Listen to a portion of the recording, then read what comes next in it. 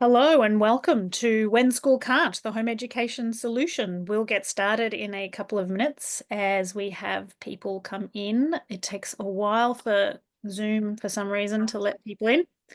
So we'll just keep an eye on our numbers. And once we have our numbers stabilizing, we'll get started.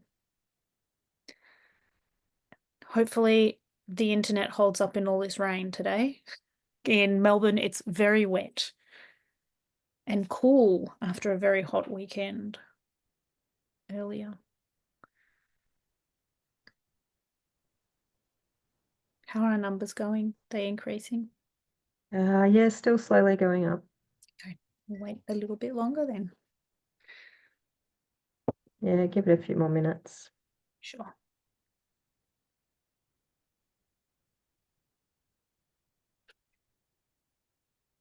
Although it's looking fairly steady. You can probably do the intro now. Yep. Okay. Let's get started.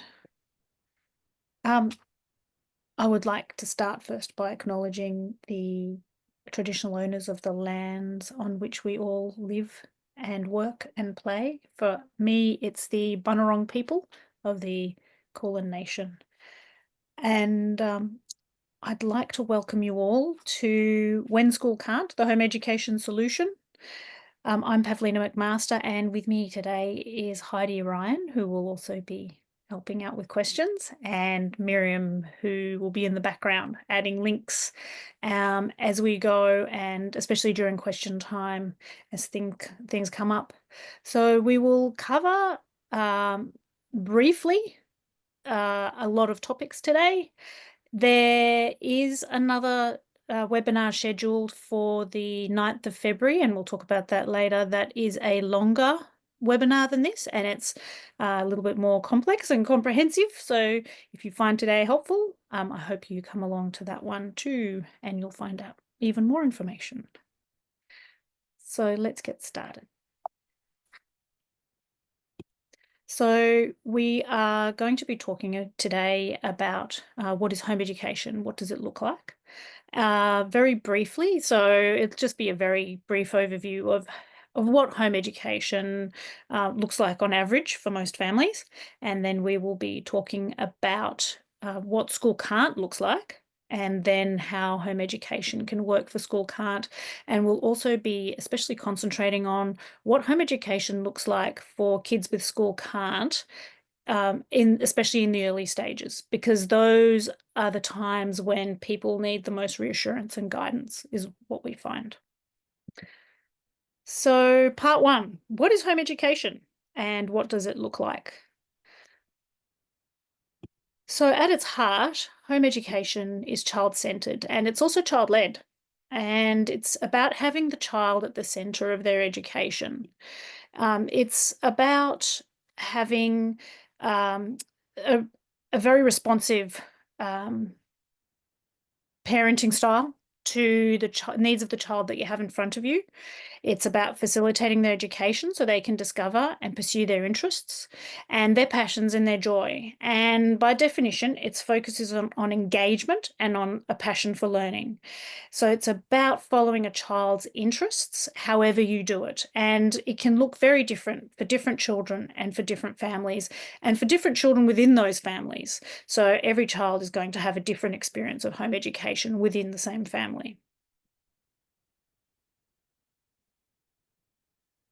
So it's very much about learning through play at all ages. So, adults play. And our adult play looks very different to what it does when you're five. When you're five, you're more likely to be playing with dolls and things like that. But there are adults who still like to do all that fantasy role play stuff. It just looks quite different when you're an adult. It can be things like building.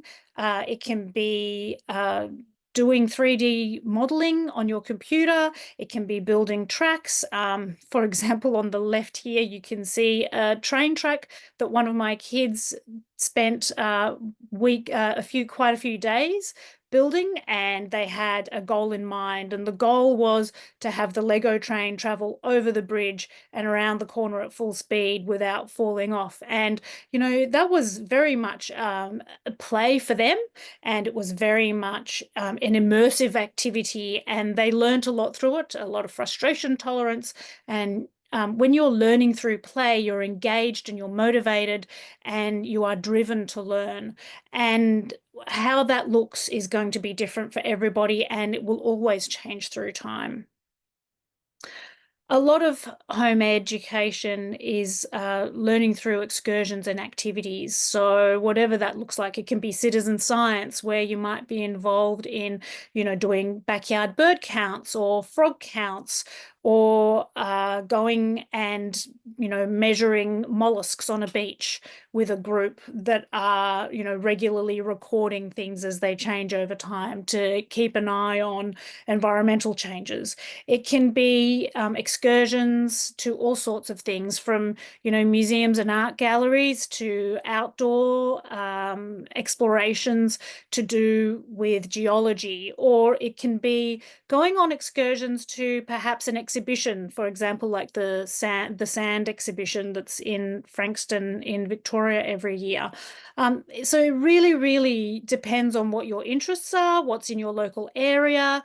A lot of these are organized by local groups. If you are interested in something and you can't find something in the local home ed community, then you can organize it yourself and invite the rest of the community along to help reduce the cost of things. So it's very much about, what are you interested in, what excites you, what's available, what's affordable.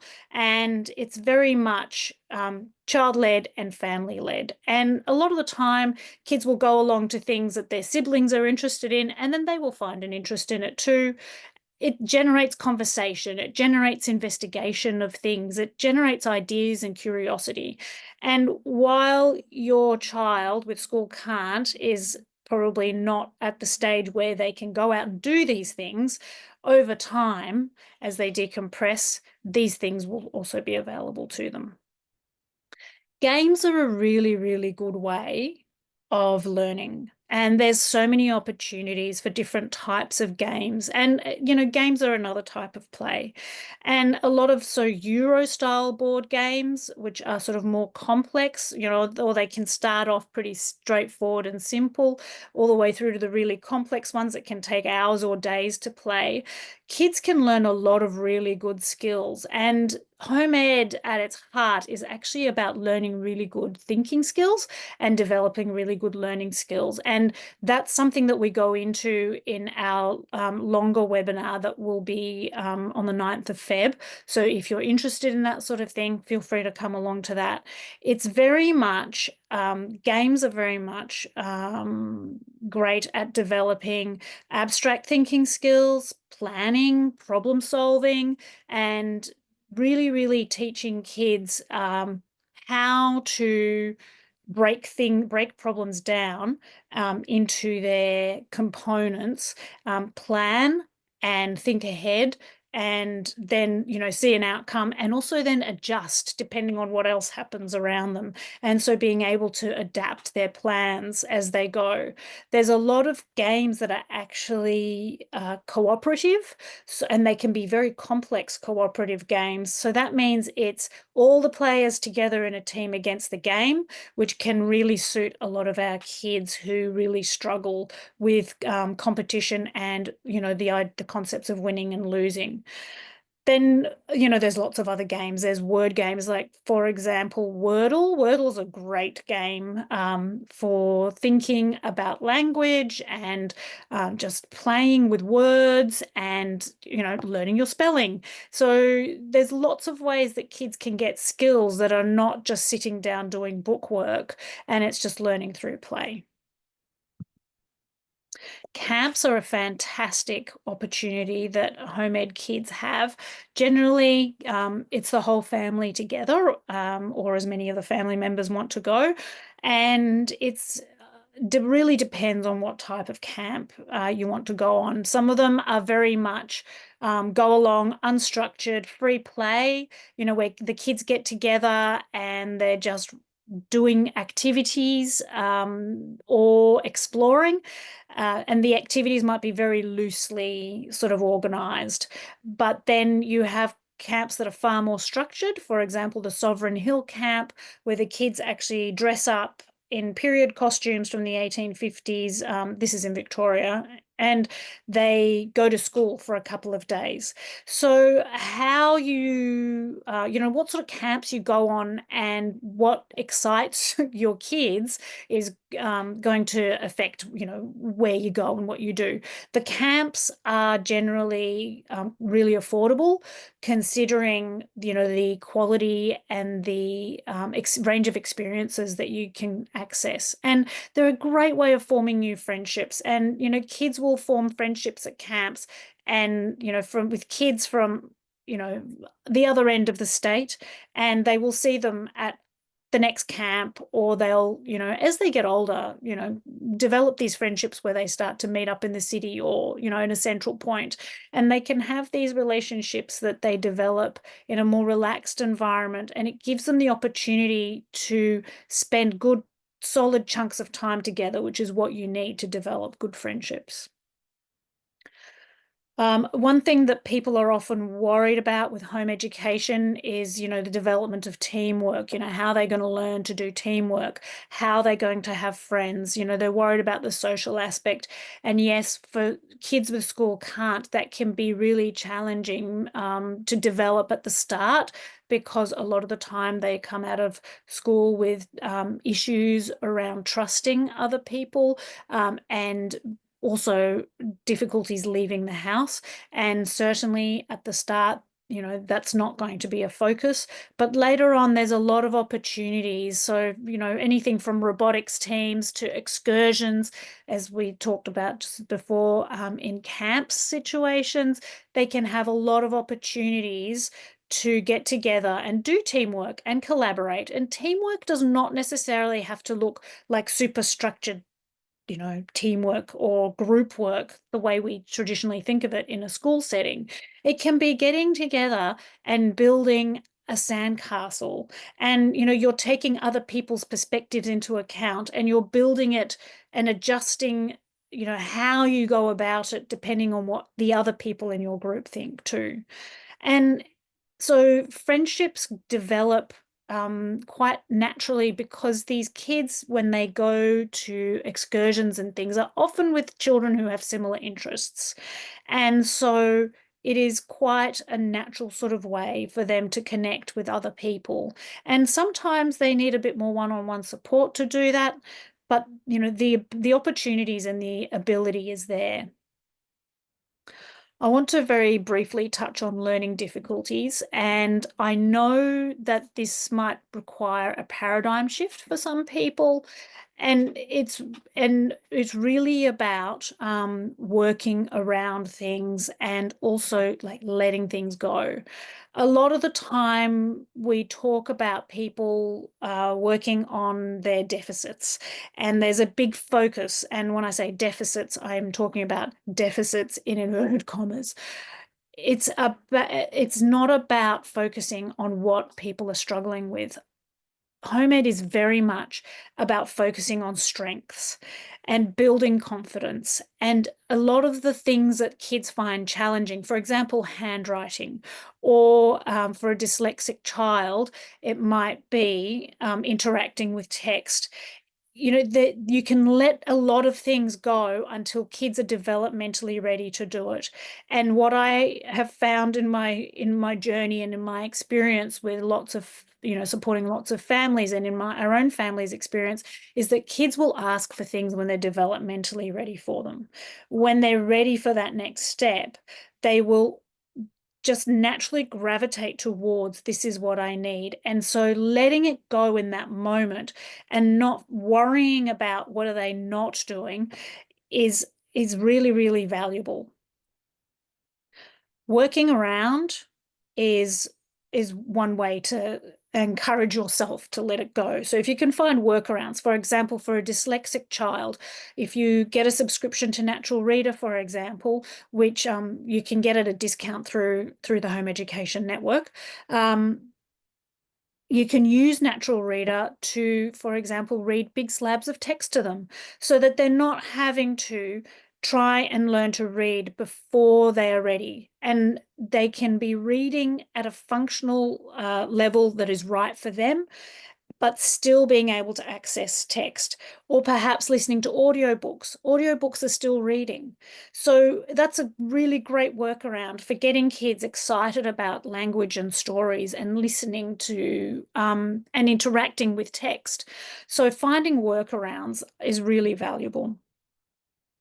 Find supports in the community, or find supports that you can implement in your home for that child so that you can support them through whatever challenge it is that they have that is affecting them and or their ability to learn and engage in learning the way that they want to and where they're at.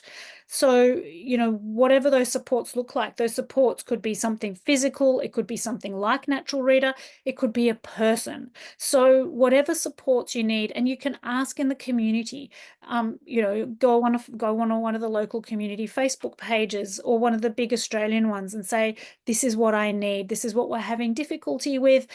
Does anyone have any suggestions? Has anyone been through this before? And I can guarantee someone has. Focus on strengths. When you focus on people's strengths, it builds their confidence and it builds their self-esteem. And a lot of our kids with school can't have a lot of self-esteem issues because they are constantly getting the message, whether, verbally or, sort of subconsciously, that they are not enough. And we really, really need them to feel that they are, because self-esteem is really, really important. Tackle things when the child wants to. When the child comes and says to you, this is what I need, or it might not be that obvious. It might be really subtle ways of asking for things. You know that that child is ready then, and you can tackle it then. Sometimes a kid will say, I really hate handwriting and I really don't like doing it, but I want to give it a try. And when that child is ready, they're going to be enthusiastic about it. They're going to be motivated to try. And it's not going to be you trying to impose your ideas of what should happen. Because when you try to impose your ideas of what should happen, you get relationship breakdown, you get arguments, and you're actually not going to end up with that child truly engaging in a meaningful way. So the most important thing to remember is that you're a facilitator. You don't have to be the sage on the stage. You're not a teacher. You're just facilitating that child's education. And so you are looking for resources or mentors or classes or excursions or whatever it is that are going to help facilitate that child's learning. However you do that, whether you are a more structured or a less structured home educator, and whatever fits for that child and for your family, your role is to find resources and whatever they are. So follow their lead, follow their interests, because that's when those kids are going to be really motivated and interested in learning. Build community. So even if your child cannot leave the house, you can still build community. Online friends are still friends. They're still just as valuable. But for you as a parent, what is really going to help your child is to is to build community and find your local tribe if you can, whether it's online, go online, join Facebook groups. And, a lot of us don't really like social media, but it does have its place and it can be very helpful to connect with other people. If you can build community for yourself and you can find people who can support you and uplift you and uphold you and, guide you and mentor you, then your home ed journey will be far more fulfilling and far more successful. Ask for help. So ask that community for help. There's always people who have been there before you, always people who have done things and trodden that path and have learnt from their own journey. and ask them for help. People are very willing to help and support and provide advice and assistance. Use that, because they've received help in the past and they are more than happy to pay it forward. Modeling is really, really important. So whether you're modeling making mistakes, whether you're modeling learning new things, modeling how to learn, modeling curiosity, modeling repair, if you mess it up, go and say sorry and apologize and say to them, I'm sorry that the wheels fell off today. I'm sorry that happened. I'm sorry that I reacted that way. I'm going to do it differently next time, and work with them to solve those problems that led to the wheels falling off. Model how to solve problems by talking through how you solve your own problems. And I'm not talking about, scary adult stuff, but I'm talking about, I smashed this thing that I really, really loved, and I'm going to talk through how I'm going to manage those emotions. Or I have this problem where I didn't do this thing that I thought, I didn't need to do, but now I do. How am I going to solve that problem? Because a lot of the problems that our kids face are very similar to the problems that we face, not necessarily in scale, but certainly in, how you go about solving problems. And you can talk it through. You can even ask them for advice and, show them that you respect their opinion and that you respect their thinking by asking them what they think, and also to have input. In terms of resources, we have a whole lot of resources on our website. This is just a screenshot of the landing page on our website. There's, as you can see, that we've got a lot of tabs. We're working on our website, so it will change over time, but basically we've got a lot of information on registration. We've got video talks on there on how to register in every state. Because every state and territory is different around Australia. So, we've got very state-specific information. We've got videos on 5 of the states. We're working on the other 1 state and 2 territories. There's a lot of Facebook groups that you can find under the What's On tab. So find your local Facebook groups there or on Facebook. Join those. They're a really good resource. Humans are a great resource when you're home educating other parents who've been there before, as we said before. In terms of senior years, people a lot of the time worry about, well, what's the next step after home ed? So, if you home educate, then what happens? So teenagers continue to home ed very much like they do when they're younger, except, it's kind of leveling up. So they might be doing like open university subjects. They might go and do TAFE, do a diploma or some certificates or, Cert 2, 3, 4 before moving on to a diploma or a degree or a career. And home ed kids can a lot of the time start those journeys a lot earlier, and they can also spend a lot of time focusing on their future pathways and doing work experience. So you can get work experience insurance in a lot of states. The information's on our website through the Home Ed Network, and you can go and figure out what are you interested in. The screenshot there is the publication that we have called Other Ways to University and Careers. And it's a guide for how do you go to TAFE, apprenticeships, work experience, how do you start a business, what year 12 options do you have in different states? And it breaks it down state by state. There's, options for TAFE, open uni, bridging courses to get to university. They can learn things that they missed earlier when they've decided that those things are important. And there's ways of doing that, whether they do it at home or in a community setting. So, have a look at that publication. We have a home education social story. It's got a lot of pictures in it. We've got one with less pictures coming when we finish editing it.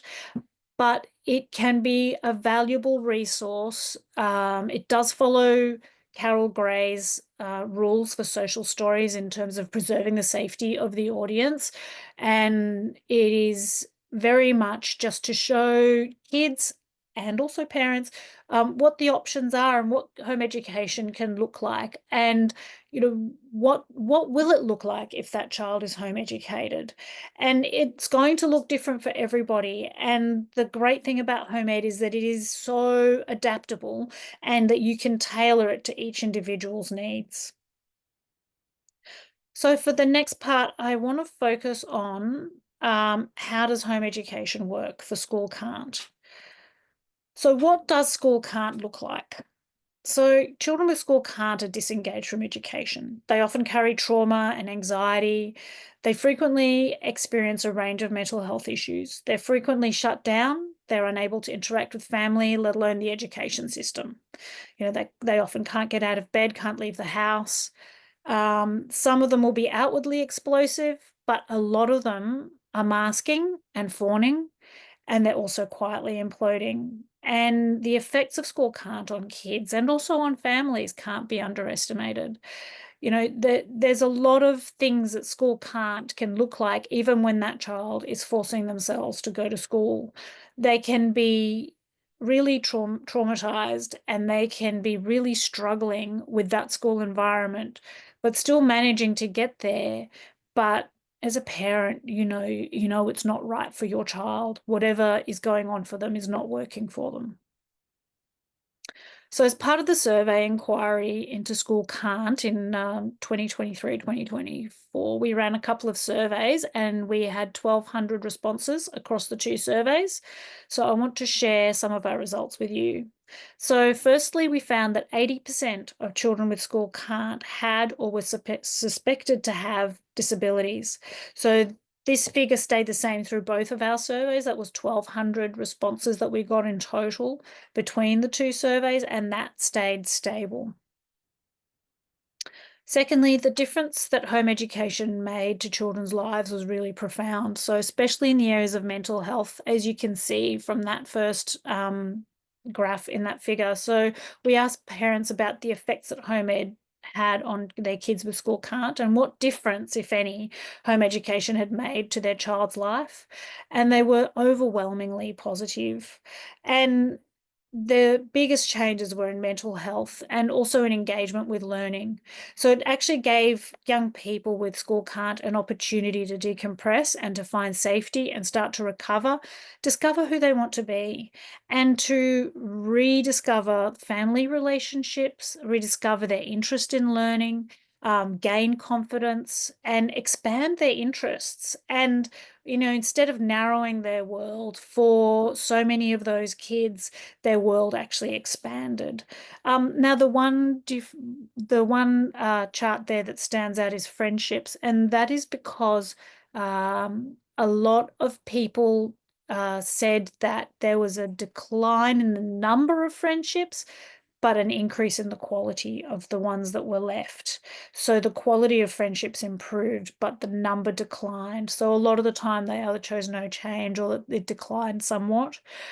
Also, what they found was that when that child was removed from the school environment and allowed to decompress, they actually chose not to interact with the outside world for quite a long time. And that meant that their friendships declined at first. But over time, those friendships do improve as that child decompresses, finds safety again, and starts to trust the outside world again, and is able to engage with the outside world again. Very quickly, interest and engagement in learning at school compared to during home education for children with school can't. So this graph shows how people describe their children's interest and engagement in those learning areas while still at school. So the red one is did not participate, yellow, highly disinterested. This is going from left to right for those people who are colorblind, and I'm sorry about the colors. The middle one was somewhat disinterested, blue was somewhat interested, and green on the far right there was highly interested. So you can see that there was mixed engagement, a lot of not participating for a lot of learning areas, and a lot of kids really quite disinterested and struggling to engage. So this was during home education. So this was for currently home educated children during home education. And this chart shows that their engagement levels improved greatly across all learning areas, even the ones where they were really struggling to engage with earlier. Very, very rarely was there a decline in engagement in any of those learning areas. And again, this is about educational attainment. And you can actually see what I find interesting is that their educational attainment might have been satisfactory, but their engagement was not there. And so these kids are actually still a lot of the time able to go and do, but they're not necessarily engaged. And so their engagement after starting home education increased immensely. So they were far more engaged, and then they were also achieving a lot more once they left. The languages there, you can see a lot of kids did not participate in languages, not a lot. A number of them did not participate in languages, but otherwise across the board, their participation rate and their engagement rate increased. Um, so we also asked what were the barriers to withdrawing children from school and home educating for those parents who had never home educated their child. So these are people who felt that they could not home educate or had not home educated, even though they were interested in it. They'd never tried it. And the barriers were things like they didn't know anyone doing it. The biggest barriers were financial and worrying about socialization. They were also concerned about registration requirements. They didn't know where to find information. Family was opposed, professionals were opposed. A lot of them had their own illnesses and disabilities. And so there were all these barriers which feel insurmountable, but do actually all have solutions to one extent or another for each family and each person on a very individual level. But we also asked them, do you know where to find supports to overcome these barriers? And only 7% of people said yes, that they knew how to overcome all those barriers. And so, I want to take just a minute to talk about overcoming barriers because a lot of those barriers can be overcome when you connect to community and when you ask for support and help and ideas and thinking outside the box. A lot of the time it's really hard for us when we're in the middle of that situation to solve that problem by ourselves. It is far easier when you have community to help you do it. So very quickly, the socialization barrier. If you connect yourself to community, a lot of the time, those relationships will come for your child. So you will connect with somebody who has a kid with similar interests, and whether they meet online or whether you just meet a one-on-one, hanging out together, either in a neutral place or one goes to the other's house and they parallel play. They might just sit in the same room and listen to you talking to the other person's parent, the other kid's parent. And then, they might sit and read books in the same room. They might sit and game on their iPads in the same room and just over time become more comfortable with that person. That person becomes a safe person and they can develop relationships and friendships that way, or they can develop friendships online. And like I said before, don't discount online relationships. Work can be a big one, but for a lot of parents, if their child is already experiencing school can't, work is already disrupted. A lot of the time, kids who are older can stay home alone for periods of time, or a lot of the time, parents, if they're working from home, they can carve out time where they can say to their kids, right, I'm around. If you need me, come and get me. In the meantime, you are doing X, Y, Z, or the child is taking the lead on that, preferably, and coming up with things that they can do. It could be the kid sitting next to you at their own desk, drawing while you're working. It could be anything from, having a friend's kids come over and the kids all go and play while you're working. And so you're supervising, but they are all being entertained and you don't have to be the primary point person. It can be your child hanging out with grandparents a couple of days a week and learning perhaps, their mother language. It can be, learning to cook with grandma or learning to garden with grandma. So there's so many options for how you can do it and thinking outside the square, maybe using support workers if you can get them through NDIS. There's lots of different options, and asking other people for how they solve that problem can give you ideas for how you can solve that problem. Finances, same thing as work. And there's the Assistance for Isolated Children payment, which this year I want to say I think is $5,200 per child for the year, and that's paid per term. So every term you get a quarter of that payment, give or take. And that can really, really help. It can help, with all sorts of things. Like $5,000 a child is quite significant. Registration requirements, you can get help for that. A lot of the state Facebook pages will really help you and support you through that. So HEN, the Home Ed Network, we have those webinars that we recorded and put on our website, but also we specifically provide help for Victorians in reading learning plans and things for our members. Membership's $25 a year. But there's also help and support a lot on our website. We've got a whole page on how to register in Victoria. The New South Wales, Home Education New South Wales Facebook group's fantastic for help. Home Education Queensland's fantastic for help. South Australia. HUA, so the Home Education Western Australia, they're very helpful to people registering in Western Australia. So there's so many resources and so much help out there. And if you're stuck, just give us a call. Just send us an email and we will point you in the right direction. But there's a lot of help out there. Parent factors such as illness, disability, education, relationships with the child, they can all feel insurmountable, but the child you home educate is nothing like the child you send to school. And so a lot of the perceived problems, like how am I going to manage being around this child all the time? This child, really the interactions with a child really bring me a lot of stress or take a lot of effort and energy from me.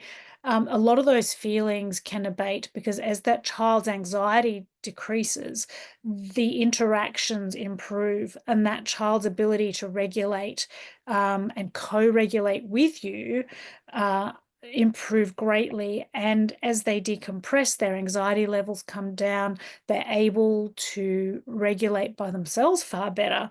And then they're also able to learn new coping strategies to manage situations that come up, and you're there to help them with that. And it's very much about supporting that kid where they're at. And yes, that initial period is exhausting and stressful and tiring, but let's face it, if you have a kid with school can't, it's exhausting, stressful, and tiring already. So others' perceptions and influence, only you can manage manage your emotions around that. But at the end of the day, if you're here, then you've tried a lot of different things. And you're feeling tired and overwhelmed and stressed and guilty. And, a lot of us carry guilt over our inability to support our child through, the socially acceptable forms of education. And, you've tried school. If you're here, you have tried school. And, one thing you can say to people is, we're going to try this. We're going to see how it goes. Nothing is forever. And if things change, then you can change and adapt too. And so managing other people's perceptions can be very much about making a decision and believing in yourself and having community around you to support you and support that decision and keep reassuring you and reminding you that you're doing good and look where you've been and look how far you've come already. Because sometimes when the wheels fall off, it's really hard to remember how far you have come. Community. So that Facebook, a lot of us don't like it, but it can be so valuable, so valuable for building community. School opposition. So schools don't have a say in whether or not you can home educate your child. Home education is legal and acceptable, and you are allowed to do it in every state and territory in Australia. So, if you make that decision and the school is being very difficult, reach out to your local home ed community, because there will be people there who have dealt with school opposition before.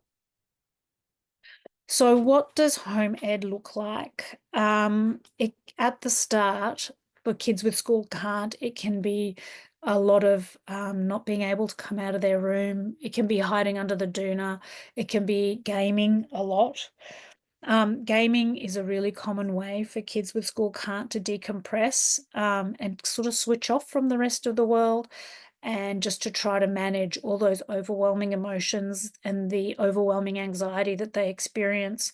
So at the start, it can look very much like going to ground and not being able to interact with other people. And that also means that they can't interact with anything that looks like school, because that just re-traumatizes them. So what happens if we try school at home? So there are many ways to do home ed, and home education is nothing like remote schooling. And if we try to do school at home, we're just revisiting trauma on those kids. And anything that looks like school will make them run a mile. So it's very much about reimagining education and learning and rethinking what it can look like. And we do go into that more in the longer webinar that we'll run on the 9th of Feb.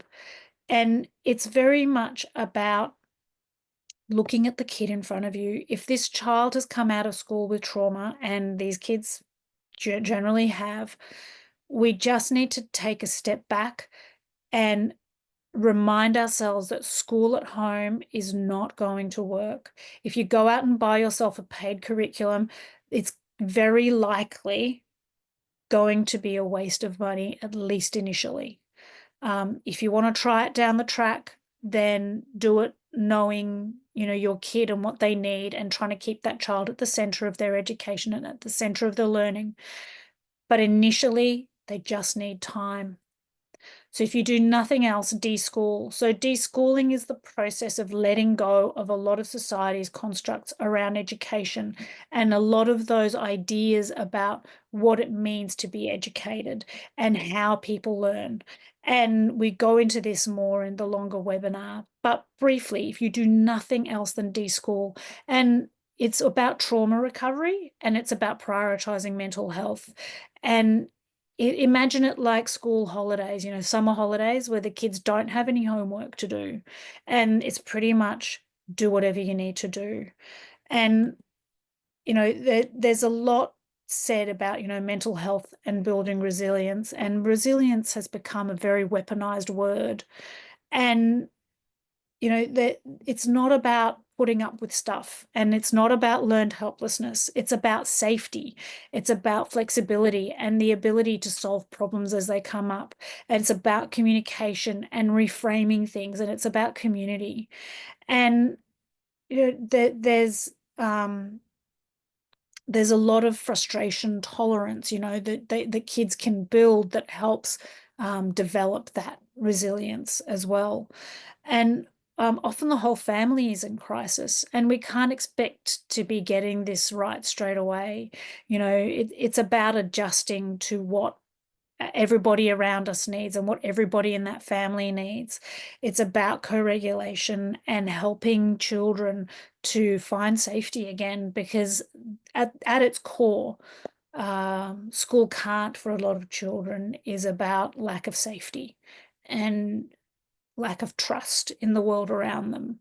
And so rebuilding that can take time. And sometimes they've lost trust in us, in terms of keeping them safe and in terms of um, them feeling like they have been put in situations that are difficult for them. And it's about repairing that too and saying, buddy, I'm really sorry that this has all happened to you. And I'm really sorry you've had this experience. We're going to do it differently. And, this is going to work differently for all of us. And we're all going to work together to figure out how to find safety and how to find comfort again and how to decompress. And it's about them knowing that you will be there no matter what. And it does get better.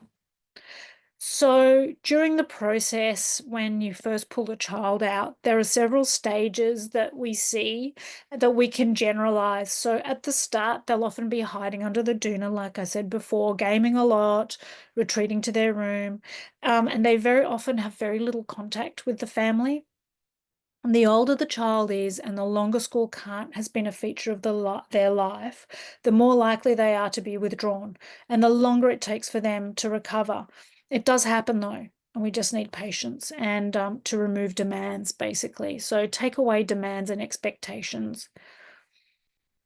So next, what we tend to see is that the young person will start to re-engage with their family in very small ways, and these can be subtle. And it might just be emerging from the quiet and safety of their room to get a snack. It might be just having a quick chat or making eye contact, or can just be that simple and that basic. And it can be seeking connection in other sort of subtle ways, perhaps asking for help to get some food or whatever it is. The next stage is usually the young person connecting in more profound and in obvious ways. It might be sitting for short periods of time to chat while you cook dinner. It can be just smiling at a sibling or making a joke. It's those little moments of connection and little glimmers of connection that we're looking for. And I think it helps a lot of people if they just write these things down so that they can look back and see how far they've come. Children then start to rediscover their curiosity and they start to explore the world outside. And this will look different for every child. So, very often, early exploration comes from the safety of home online. And gradually, they will start to emerge when they start to feel safe again. And they can venture to places that are not overwhelming. For example, the local library, a favorite activity, the local park, it might be walking the dog. It can be really simple activities like that that will start to get them out there and engaging again and looking around them at the world. And how long does it take? It takes as long as it takes. So we have some must-haves. So this process will take, however long for each child. For older children and those who are more traumatized, it can take months or sometimes even years. And the most important ingredients are patience. So it's tempting to rush them through the stages. As soon as we see a glimmer of improvement, it's so tempting to go, right, let's go out there and let's go to all the excursions and all the activities as soon as they come out and start walking the dog. We have to be patient. Can't overwhelm them. So our job is to wait and to watch and to wait for them to tell us that they're ready for something more. Facilitate scaffold and support. So you can offer opportunities when you think they might be ready for them, but always present them as optional and be ready to hear no a lot, especially at the start. Observe what the kid loves doing. How do they like to learn? What brings them joy? And facilitate more of that. Connection is paramount. So your relationship with your child is very important. And also your connection with the wider home ed community is important. And even if this is just online, as we said, so we run support groups for members, the Home Education Network does. We have local groups listed on our website. So connect, get support, and reach out for help. Understand and accept that children will learn things when they're developmentally ready and not a moment before. So accept developmental readiness. It's something that will stand you in good stead if you can keep remembering that if a child is not ready for something, they will not be able to meaningfully engage with it and meaningfully get something out of an activity. So there's no point pushing if that child is disengaged. Deschool. So let go of the constructs that we have internalized as a society, and learning looks different for everyone. We all have our strengths and go with those. It can't look like school, except that kids with school usually can't engage with anything that looks like school when home educating, even if they seem to be in recovery mode. So school very often equals trauma, and anything that looks like it just sets them back. Trust the process. So as kids rediscover their curiosity, they will naturally ask questions and explore and learn. Time and again, home educated kids have shown that when they're engaged and when a topic becomes relevant to them, they will learn really fast. So many a home educated teen has covered the whole prep to 12 maths curriculum in 6 months or less, 6 weeks for some of them, when they've decided is irrelevant to what they want to do and when they're driven to do it. So deep dives into their favorite topics give them all those metacognitive skills that they will need during their work lives. And we go into that in the longer webinar. So home education in summary: patience with yourself and your kid, and even for the skeptics, because they're struggling too.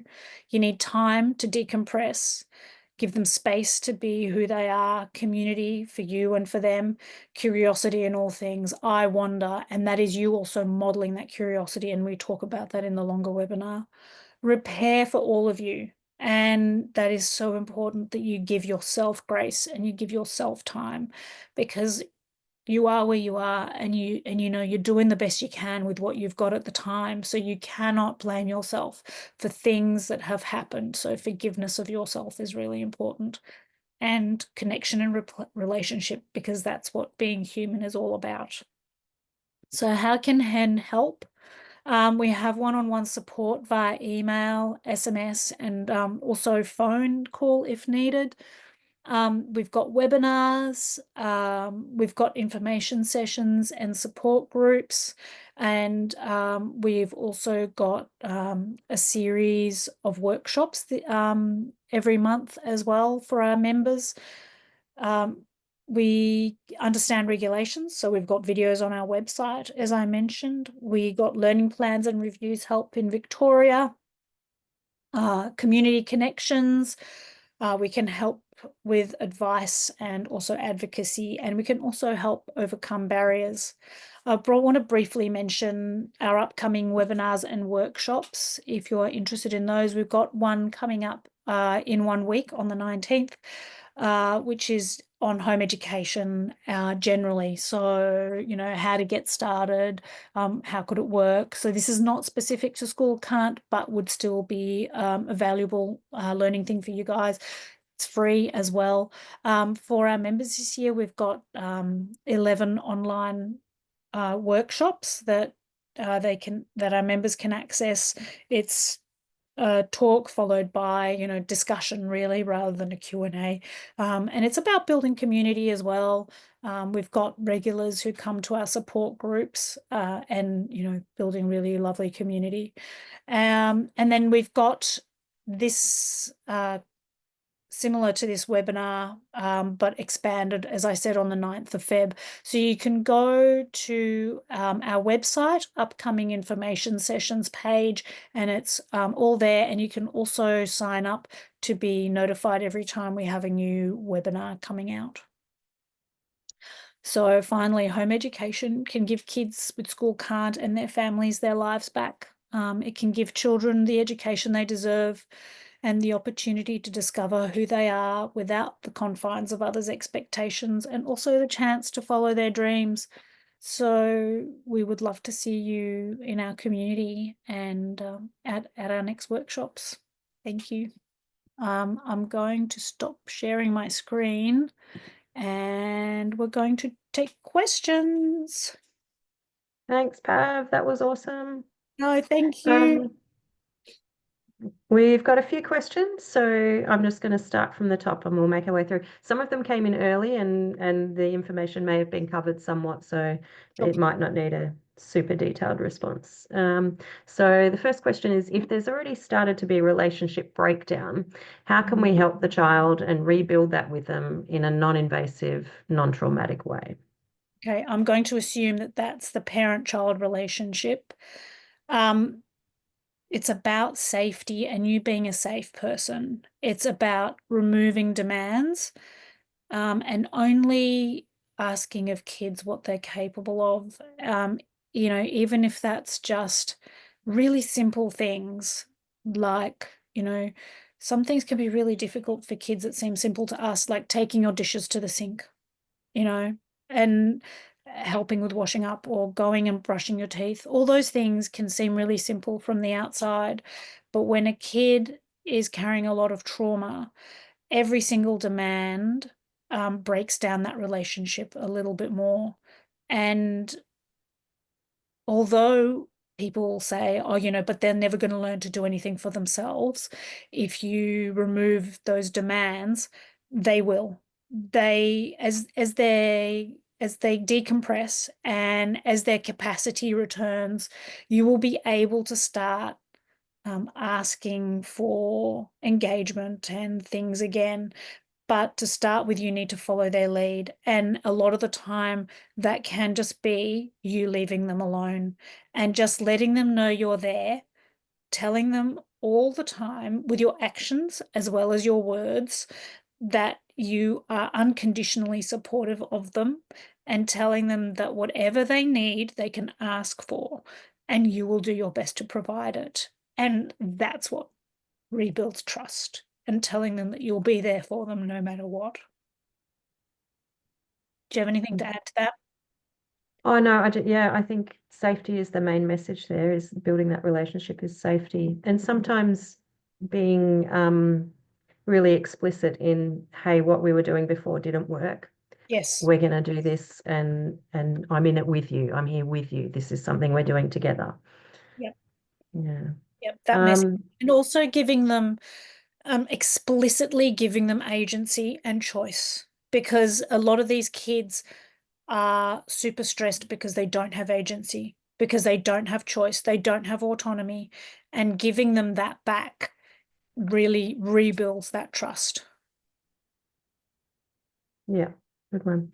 The next question is about employment. Is it possible to maintain employment while homeschooling? I think that was mostly covered in Yeah, your chat earlier, but if there was yeah. anything you wanted to add there. I was just going to say, I mean, sometimes we just, like, for example, by trade, I'm a vet, and I mostly had to give that up when we started home educating. I worked during weekends and things, but these days I have a completely different job and I work from home.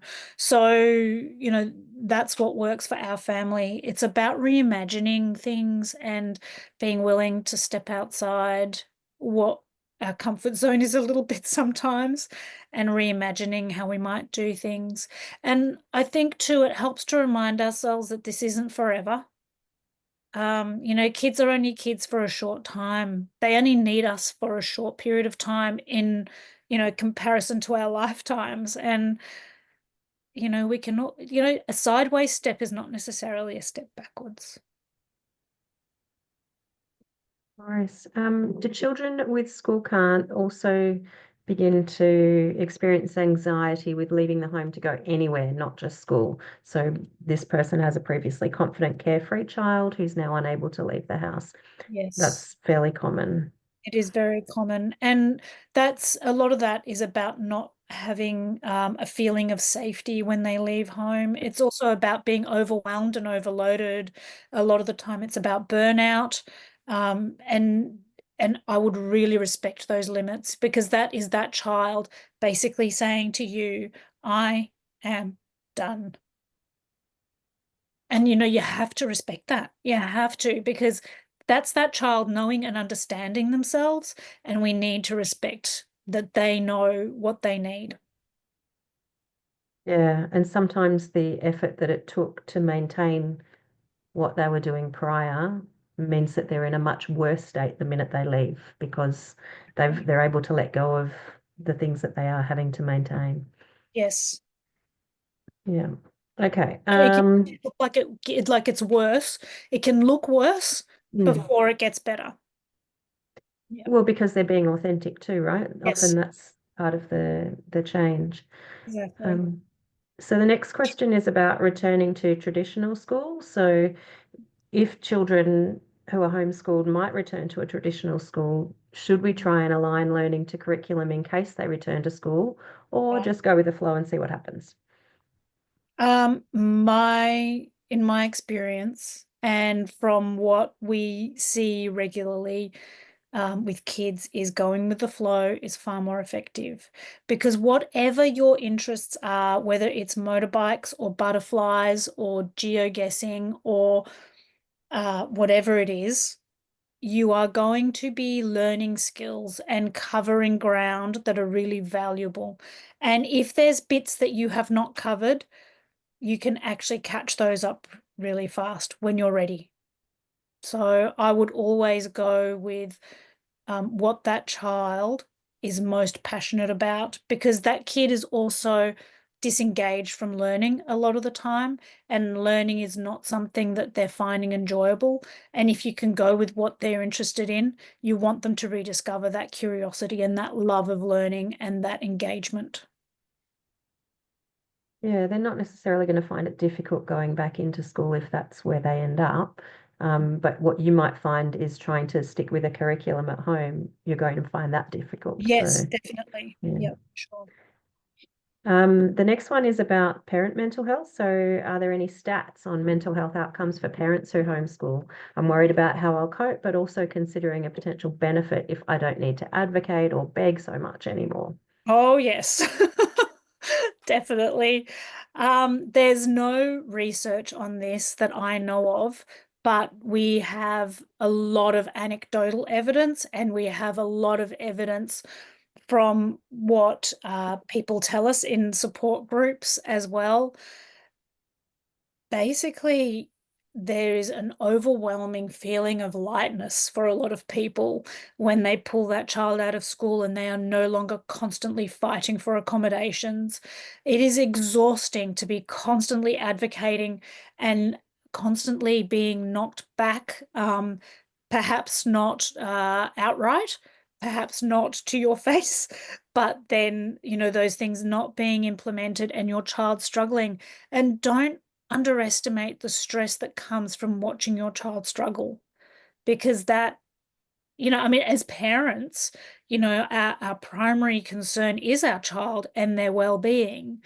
And when they're struggling so much, and they're not able to cope with the demands on them, it takes a toll on our mental health. And like I said before, the child you home educate is nothing like the child you send to school. Once they have decompressed, they find their joy again over time. It can take time. It can take quite a long time for some of them who are really, really traumatized. But even for the ones who are seemingly okay, the difference in their demeanor and in their engagement with you and those things at home, they bring a lot of different joy and a lot of lightness. And yes, sometimes, you're like, wow, today is a long day. But at the end of the day, you try and carve out time for yourself, um, every day, even if it's a little bit of time every day, then, and you are strategic about it. And I find, perhaps scheduling things, but in a loose way. So, I reckon at around midday, I'm going to be able to sit down, have a cup of tea, and read my book for 15 minutes. But if it doesn't happen, then, you have in the back of your mind, it might not happen. And if it doesn't happen, then you have a contingency plan. If it doesn't happen at midday, it'll happen when, XYZ happens. And you just, you might just have to keep pushing it back some days, but it'll happen and you will get that time. There's a question that's just come in very similar to that on that same vein. Are there any formal or informal supports for parents who are experiencing burnout, who are now homeschooling neurodiverse children or children who have signs of school can't? Yes, so we at the Home Ed Network, so we run monthly support group on the fourth Wednesday of every month, specifically for parents who are home educating neurodivergent kids and kids with disabilities. And so Heidi and I run that, and it's a really lovely group. of people and who are very supportive of each other. And over the last couple of years, have gotten to know each other really well and are really welcoming of new people too. And we find that there's a lot of common experiences and a lot of sharing of, struggles and a lot of really supportive um, chat. And sometimes we deal with some pretty hairy topics and some pretty difficult topics as well. So we're not afraid to to handle the hard stuff. But part of the when you say supports as well, that's a like a mental health support, I suppose. But in terms of Yes. practical supports, there's Oh, yeah. not there's not as many formalized supports for that sort of thing, but there are lots of ways of working around and working with, and there are organisations that can help with that as well, such as Carers Victoria or Care a um, gateway. Care Gateway, sorry. Yeah, I always get the name wrong for that one. And the other side of it is if you're in burnout and your child is probably in a very similar space and state to you, it's okay to do that deschooling, to do the letting go, to do the just chill until everyone's in a space where they can actually attack things a little bit or, extend a bit more. There are still ways to meet your learning obligations, and meet your registration requirements while you're in that state and while your child is in that state. Recovery is really important. So don't discount that homeschooling actually affords you the opportunity to do that much better than when you're trying to stick with an ongoing, set of expectations. So And also, how that looks, how meeting your registration obligations while deschooling and decompressing and being in recovery, how that looks in every state while you meet your obligations. You can get that assistance from your local state groups. So I would be asking in those state groups, this is where we're at. We've hit rock bottom. We're in the pit. We can't engage with any formal curriculum-y type bookwork or anything. How do I meet my registration obligations in this state? Yeah. yeah, cool. Another question around finances, given that there's a barrier around finances and government costs, there are government costs per student to attend traditional schooling. Why are there not payments or more supports for those who homeschool? Homeschooling seems to save the government dollars. Yes, why aren't there? Yeah, That's the answer. Why aren't there? So we there would are a few options. Yeah. there's AIC, the Assistance for Isolated Children, which is good. Like, $5,000 a year is nothing to be sneezed at. Per child too, I should say. Also, when you are home educating, you can get Job Seeker and you are exempt from mutual obligations. So you don't have to be doing all that mutual obligation stuff that you normally have to do. So there is that. There's I think there's a financial supports page on our website, if Miriam can link that for us. Um, Or even the AIC one. Yeah. Not every child is going to be eligible for that AIC payment, but you also don't yeah. need to have a formal diagnosis in order to access it. So there's another question in the chat about, you know, we're not receiving NDIS. Would we still be eligible for Yes. AIC? AIC is assistance for isolated children, so children who can't attend school based on medical or geographical reasons. And medical reasons can include severe anxiety that's precluding them from attending school. You need a GP support to fill out those forms at a minimum. So, yes, it And, is accessible. And it's not going to be for everyone, but most of the kids who are experiencing school can't, it's gonna yeah. be accessible for us. Definitely. So school can't generally, whether it's bullying, and anxiety from that, whether it's neurodivergent kid struggling with whatever for whatever reason, there's very few instances, and I'm struggling to think of one, if your kid has school can't, then chances are good they're going to be eligible for AIC. There's actually a page on our website. If Miriam could link to that, that would be amazing. That Heidi wrote, actually. It's amazing, and it actually helps you answer the questions because the form is not specifically designed for home educated kids. It's actually mostly designed around medical and geographic specifically. And by medical, I mean, you know, kids with specific medical conditions that preclude them from being able to attend their school. Just wanted to mention as well for anybody who's been home educating last year with a child who might qualify for AIC but hasn't applied yet, you can apply up until the beginning of March this year to be back paid for last year as long as you were officially registered in your state. So it's definitely worth having a look into. Definitely worth your time and effort and form filling as much as we love form filling. Some people do, not me. Okay, so next question. We've moved from school can't to home ed. How do I record our learning so if we're audited, they don't force? Oh, okay, we've actually covered this. You were just talking about that before in terms of how do we, when we've been deschooling and there's how do we measure progress in deschooling? I feel like that's kind of been covered and it will be slightly different in different states. So how long roughly do most students take to recover in this way? How long is a piece of string? It's really going to depend. And your biggest factors, the biggest variables that affect recovery time are how long that child has been experiencing school can't, and also how long they've been at school. So those are your two biggest factors. So, a 16-year-old who has been experiencing school can't since prep is going to take a lot longer to recover on average than, a 7-year-old who has been experiencing school can't for a couple of terms. So it's really going to vary, but it's also going to vary depending on that child's personality as well. So some kids seem to, rebound a lot more easily than other kids, just because, natural variation.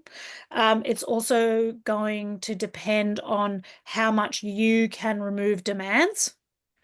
One factor that affects it greatly is being able to take school off the table completely. If that child believes that school is somewhere they're going to have to return eventually, that recovery process is a lot slower. If you can say to them, we have removed you from school, we have signed you up for home ed, and you never have to go back unless you want to, then that removes a lot of the stress that these kids tend to hold on to.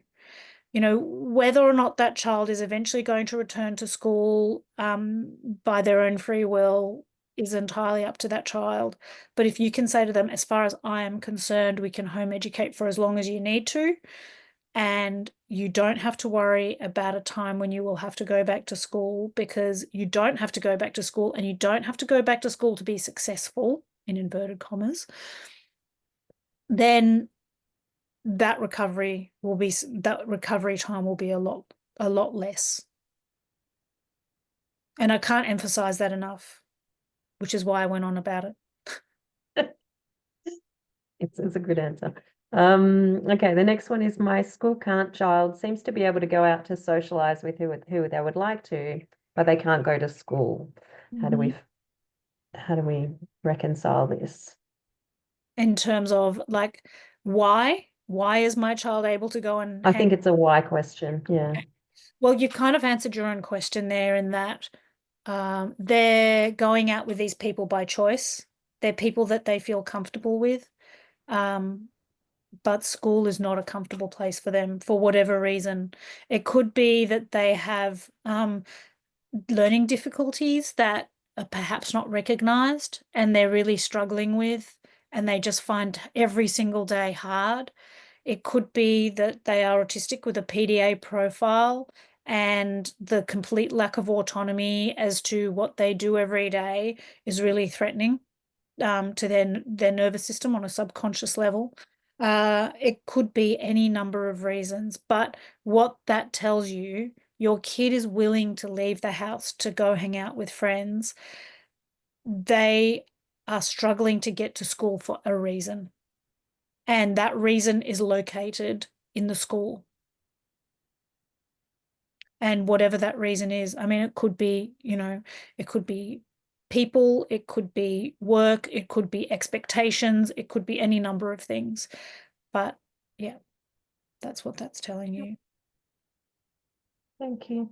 Is it possible to have one child attend mainstream school and one child homeschooling, or will it impact the other child and that child will want to stay home also? That's a very common question. Yes, it's possible. How that's going to look is going to depend on the kids that you have and on your family and on the schools and all those things. I mean, there are plenty of families who home educate one child or two children and then the others go to school.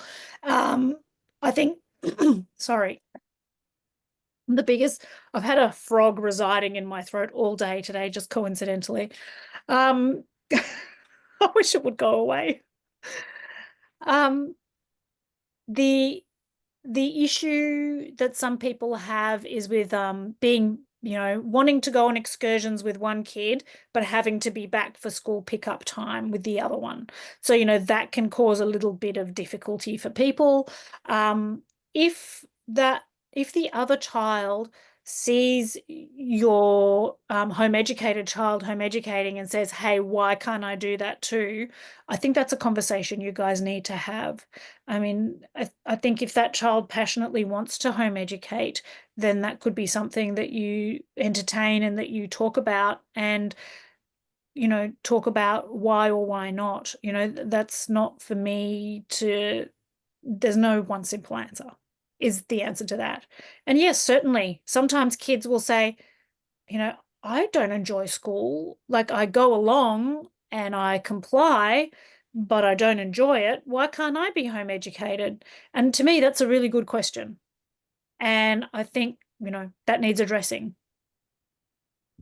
I think Heidi has something to say about this. No, I was just No. listening. No, Oh, you did well. Thank you. No, that was good. Did I look like I wanted to butt in? no, no, you should have butted in. No, all good. Yeah, I think it's challenging. I think one of the hardest parts of that is the school runs. I think that's the trickiest part for home educated kids, particularly if you work on a less structured way of being at home, and then you've got to have all this structure in place around the still school child. So I think as a parent, that's a tricky navigation. Um, so the next question is a little bit similar in terms of any strategies for homeschooling one child and then younger siblings. So do you incorporate some formal learning for the younger ones?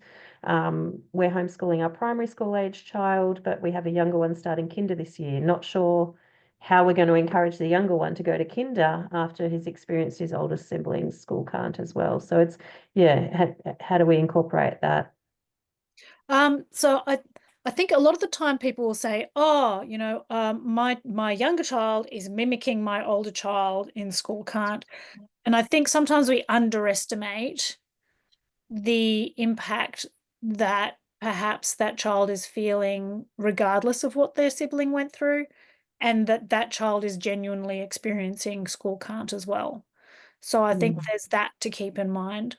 Um, in terms of how would you incorporate things for a younger child, it really depends on your style.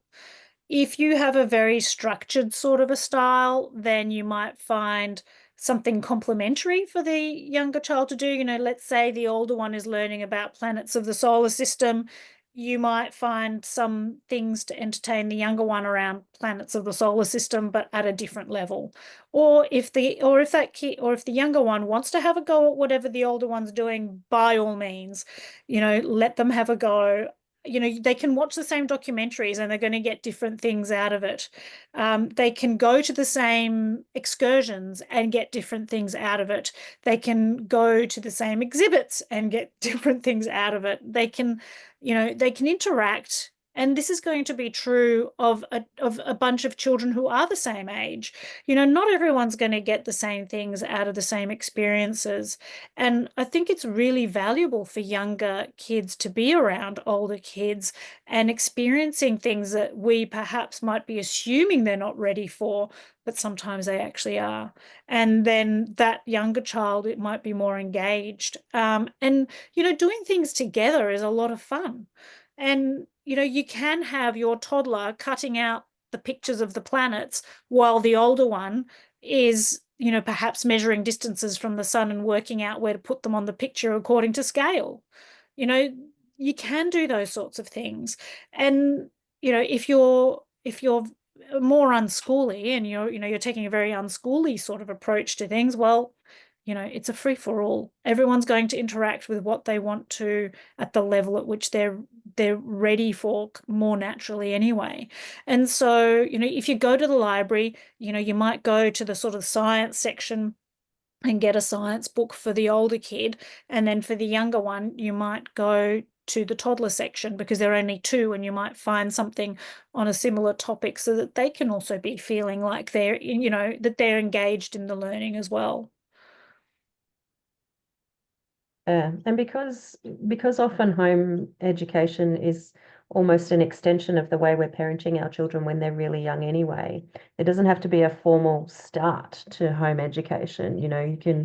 And you don't have to stick to the arbitrary age limits for things. So, if a 2-year-old wants to join in the maths quiz, let them go for it. I'm going for it. And they can write whatever they want. And that actually brings up a really good topic too, which is we don't always have to correct things. We don't have to correct things. Things are self-correcting.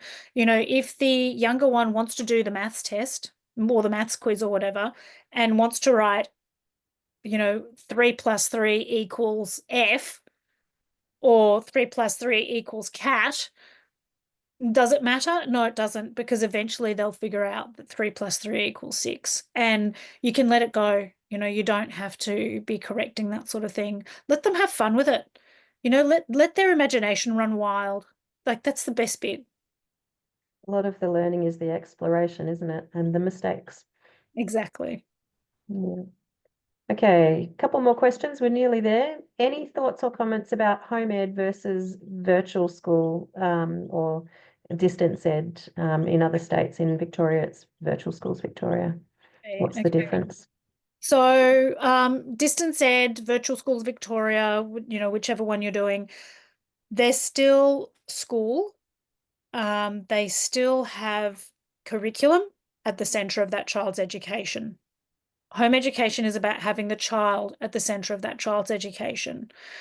And, while some distance ed schools are really good at adapting to a child's needs, and in terms of, let's say your child comes out with a lot of trauma and they're really not able to engage with anything other than, say, reading, for example, they might be good about saying, okay, well, maybe you can just do a couple of um, subjects around reading. So it might just be, you can just do English, and then we will not worry about doing these other subjects for now. So they can adapt depending on the virtual school or distance ed school that you're using. It really is going to depend on what that child is able to engage with.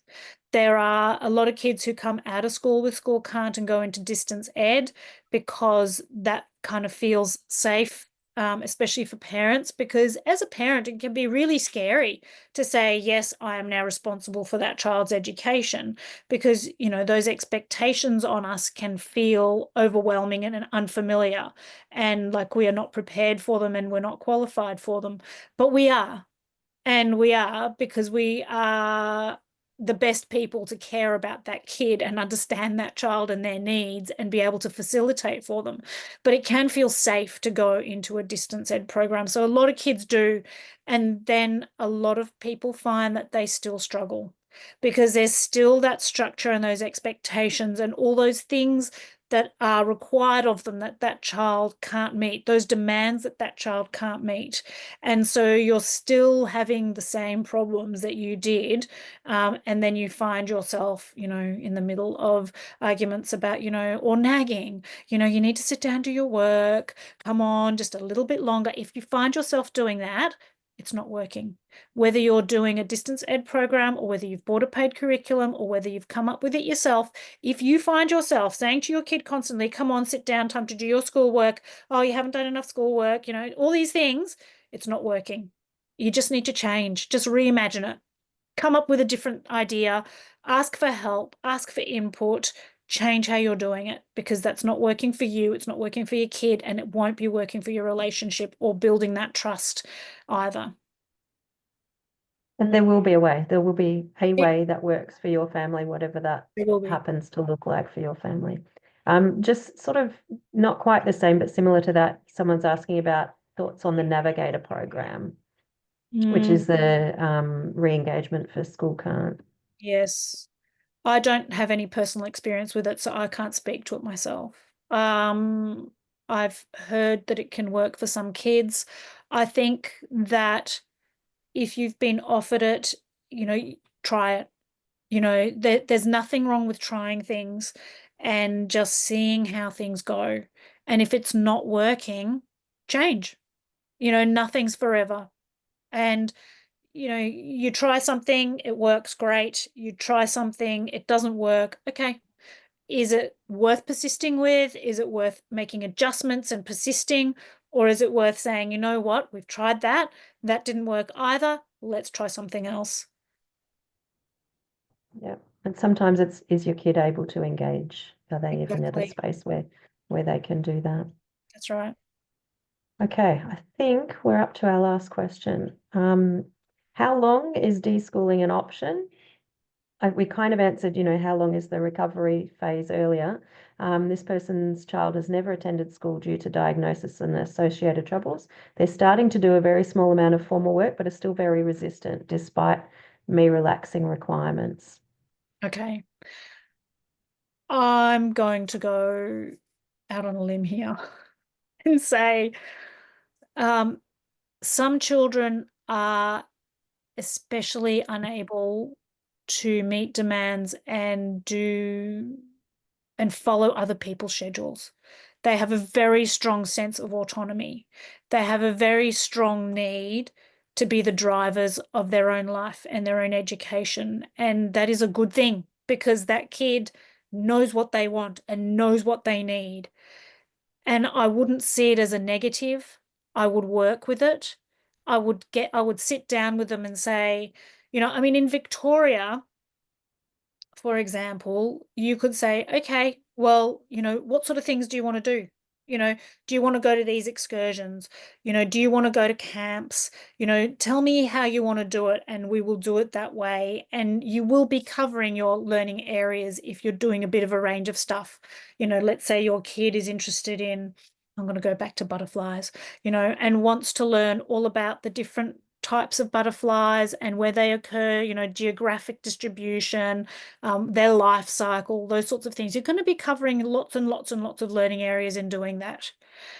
And then throw in some excursions, go to the museum and look at the Melbourne exhibit, for example. Maybe learn some Latin on Duolingo because Latin names of butterflies. Do some cooking from another culture, and you will be covering all your learning areas. Go watching butterflies out in nature. You're covering health and phys ed. So, how it's going to look is going to depend what state you're in. If you're in one of the more prescriptive states, say such as New South Wales, for example, then I would sit down with your kid and I would say to them, um, what sort of things do you want to do? And perhaps also ask them, what sort of things can you tolerate? And think about, for example, I have a friend who has moved states, and now because of the requirements in that state, she previously she wasn't needing to do any programs, but now she does one maths and one English program. And the kids all know they just have to do 1 hour of that 3 times a week, and they just do it. And that's what the kids can withstand, and that's what they're okay and happy doing. And it's about problem solving and finding a way through it together. And don't underestimate, too, the value of using AI to figure out what learning areas have you actually covered in the things that you have done. So you can use something like ChatGPT and say, okay, we went on holiday and these are all the things we did. We went to Eden and we went to the whale watching museum and we sat on the shore and watched whales and we went to the beach and found shells and poked around in the sand and wondered what the holes were. And then we Googled and, we learned about polychaete worms. What learning areas did we cover? And then, Or asking community too, Pav, if yeah, if oh, definitely. if you put a Yes. question on Facebook, what did we learn when we did this today? Yeah, for sure. I thought I'd talked Mm. about community enough. That's why I was just a difference. So you certainly ask community, but also ask your community in your local Facebook groups, as we said before. But, things like Chat GPT, for example, and there's other apps and things that you can use to work out um what what learning areas have I covered? Help me figure out this is what my kid needed to do. This is what, yeah. So you can sort of retrofit almost. Yeah, awesome. And one more question came in. Sorry, Pav, I know I said that was last, but here we go. Is Okay. it worth changing schools if a child is in school can't, or will it be the same? It's going to depend on what factors have led to the school can't. And it's really going to depend. Like, are they more people factors? Has the school said, oh, yes, yes, yes, we'll make those accommodations for sure, and then they haven't done it? Because if they haven't done it, then you don't know. I mean, perhaps with those accommodations, that child would be okay in school. You don't know. But if, on the other hand, the school has said, yes, absolutely, we will make all those accommodations and we will provide all this support, and your kid is still not okay in that environment, I think moving schools is not necessarily going to provide you with a solution to that. I think sometimes people are hopeful, and we hope that by changing that environment that we're solving the problems, I suppose, that our kids are having at school. And so it's a hopeful reason to change schools. It's not like we're doing it to force the kid to have another terrible time somewhere else. We're doing it out of hope that this is going to be the change that they need.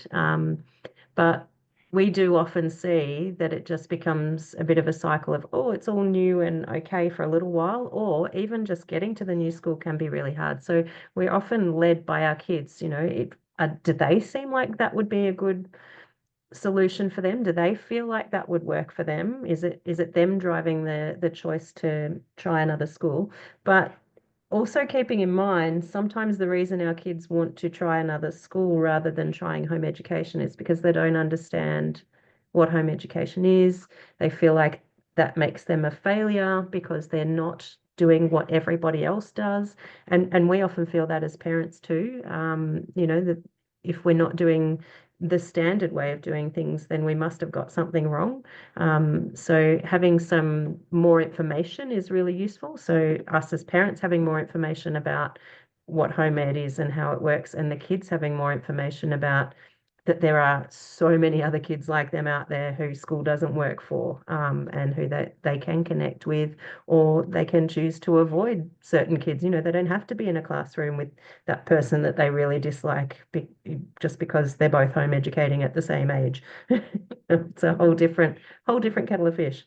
And I think too, a lot of kids are resistant to the idea of home education because, the messaging can, well-meaning adults can say things to them like, you have to finish school in order to be a success.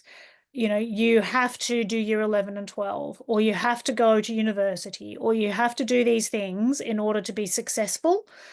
Um, I mean, I've spoken to a few parents recently, and towards the end of the year, it seems it all seems to pile on, and their kids have been told that they will be failures, by people at schools, that they literally, what are they going to do? Are they going to be dropouts?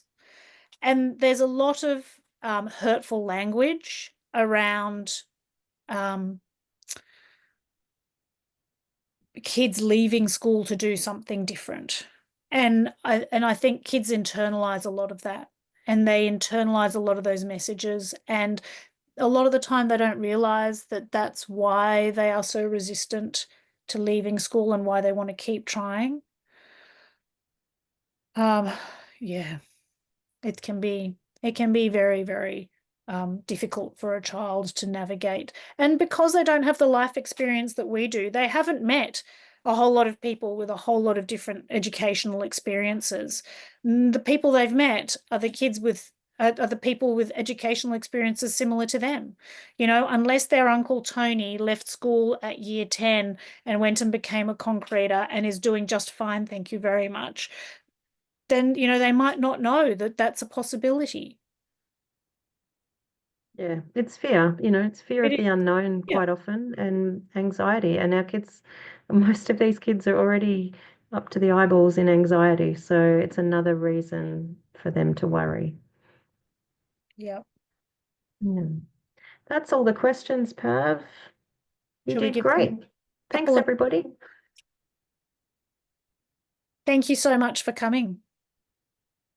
And we will send out an email with some links and useful information from today, and And the recording? Hmm? And the recording? And the recording, yes, and the recording. And I would encourage you, if you are interested in finding out some more, come along to the session on the 9th of Feb. We'll include a link to that as well in the email. And yeah, we hope to see you there. Thank you so much. Thank you.